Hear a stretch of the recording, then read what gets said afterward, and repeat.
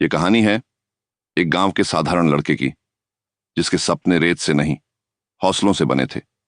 गरीबी, संघर्ष और उम्मीद से भरी ये यात्रा बताती है कि अगर इरादे सच्चे हों तो रास्ते खुद बनते हैं। गंगा किनारे बसा था रामपुर, एक छोटा सा गांव, जहां सुबह की पहली किरण खेतों को सुनहरा कर देती थी और शाम की हवा में मिट्टी की सौंधी खुशबू घुली होती थी। इसी गांव में दो दोस्तों की दोस्ती की मिसाल दी जाती थी, अर्जुन और वीर। अर्जुन एक होनहार, होशियार लेकिन गरीब किसान का बेटा था। उसकी आंखों में बड़े सपने पलते थे। वह अक्सर गंगा किनारे बैठकर रेत के छोटे छोटे महल बनाता और कहता, देखना वीर, एक दिन मैं ऐसा ही बड़ा घर बनाऊंगा शहर में। वीर अर्जुन का सबसे अच्छा दोस्त, थोड़ा शरारती लेकिन दिल का बहुत अच्छा। वह गांव में रहकर सुकून की जिंदगी जीना चाहता था। वह अर्जुन की बातें सुनकर हंसता और कहता, अरे अर्जुन, इन रेत के महलों का क्या भरोसा, हवा चली और सब उड़ गया। यहीं रह, अपनी जमीन है, अपना खेत है, सुकून है। अर्जुन के पिता एक मेहनती किसान थे, लेकिन हालात कभी उनके पक्ष में नहीं थे। घर में हमेशा पैसों की तंगी रहती थी।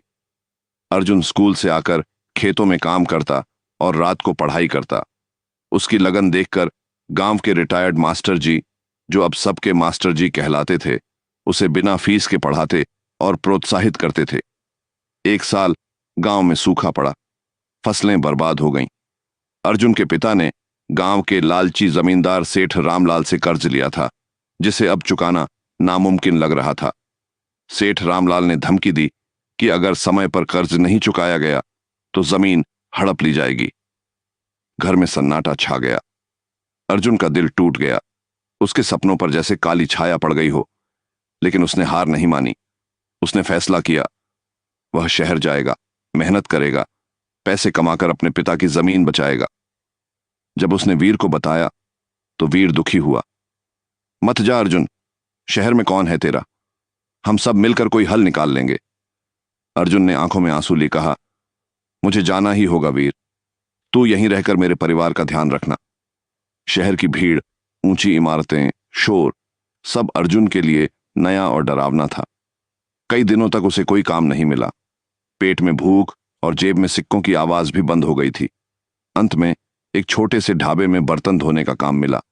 काम मुश्किल, तनख्वाह कम, लेकिन अर्जुन ने हार नहीं मानी। वह दिन भर काम करता और रात को एक कोने में बैठकर अपनी पुरानी कॉपी में कुछ लिखता, गांव की यादें, अपने सपने और संघर्षों को। एक दिन ढाबे पर एक सज्जन व्यक्ति आए। उन्होंने देखा कि अर्जुन फुर्सत में कुछ लिख रहा है। उत्सुकता से पूछा, क्या लिखते हो बेटा? अर्जुन झिझकते हुए बोला, जी बस कहानियां लिखता हूं, अपने गांव की, अपने मन की। वे सज्जन एक छोटे अखबार के संपादक थे। उन्होंने अर्जुन की लिखी कुछ पंक्तियां पढ़ी और मुस्कुराए। तुम्हारी कहानियों में सच्चाई है, संवेदना है, क्या तुम हमारे ऑफिस में काम करोगे? अर्जुन की आंखों में उम्मीद की चमक लौट आई। उसने ढाबा छोड़ दिया और अखबार में छोटे मोटे काम के साथ लिखने का काम शुरू किया। अब उसकी कहानियां धीरे धीरे छपने लगीं। रेत का महल नामक उसकी कहानी ने सभी का दिल छू लिया। यह एक गांव के लड़के के सपनों और संघर्षों की कहानी थी। उधर गांव में वीर अर्जुन के परिवार का पूरा ध्यान रख रहा था। वह सेठ रामलाल से भिड़ता, मास्टर जी से सलाह लेता और अर्जुन की चिट्ठियां सबको पढ़कर सुनाता। कुछ महीनों बाद अर्जुन की कमाई बढ़ने लगी। उसने सबसे पहले सेठ रामलाल का कर्ज चुकाया और पिता की जमीन छुड़ाई। जब यह खबर गांव पहुंची तो सबकी आंखें भर आईं। मास्टर जी ने कहा, मुझे पता था अर्जुन एक दिन जरूर उड़ान भरेगा। अर्जुन गांव लौटा तो उसका स्वागत एक नायक की तरह हुआ। वीर दौड़कर उससे लिपट गया।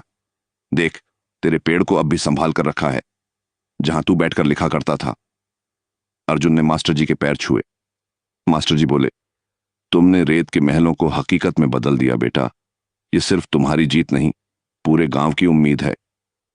अर्जुन ने गांव में एक छोटा सा पुस्तकालय खुलवाया ताकि और बच्चों को पढ़ने और सपने देखने का मौका मिले।